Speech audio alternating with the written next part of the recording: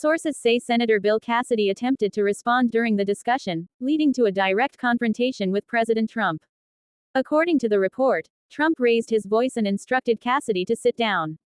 Cassidy reportedly pushed back before eventually taking his seat, later telling reporters that he sat down on his own terms, not because the president demanded it. Speaking afterward, Cassidy acknowledged that emotions boiled over. He admitted that he raised his own voice during the exchange, saying he lost his temper and matched the president's tone and volume. But Cassidy also defended his actions. He told reporters he makes no apologies for standing up to the president, arguing that he was standing up for the American people, even if that meant openly disagreeing with the commander-in-chief. The confrontation reportedly didn't happen in a vacuum. Relations between Trump and Cassidy had already become strained.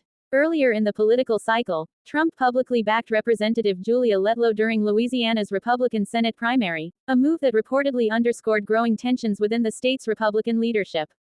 According to the report, Trump referenced Cassidy's political future during the meeting, highlighting the senator's failure to advance in the primary and suggesting his political career was effectively over. The comments reportedly added another personal dimension to what had already become a heated policy debate. At the heart of the disagreement was the War Powers Resolution.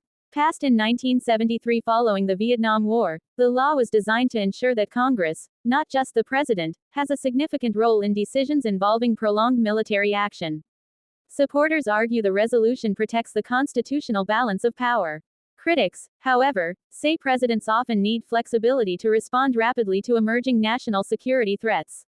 The reported Senate discussion came shortly after lawmakers considered a resolution aimed at limiting further military action involving Iran. According to the report, the measure passed the Senate with support from Democrats and a small number of Republicans. Although symbolic and lacking the force of law, it reflected growing bipartisan concern over congressional oversight of military decisions. News of the reported confrontation quickly sparked reactions across the political spectrum.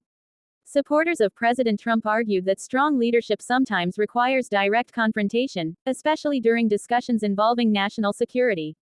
Others viewed the exchange as evidence of increasing friction within Republican ranks, where disagreements over foreign policy and executive authority continue to surface behind closed doors.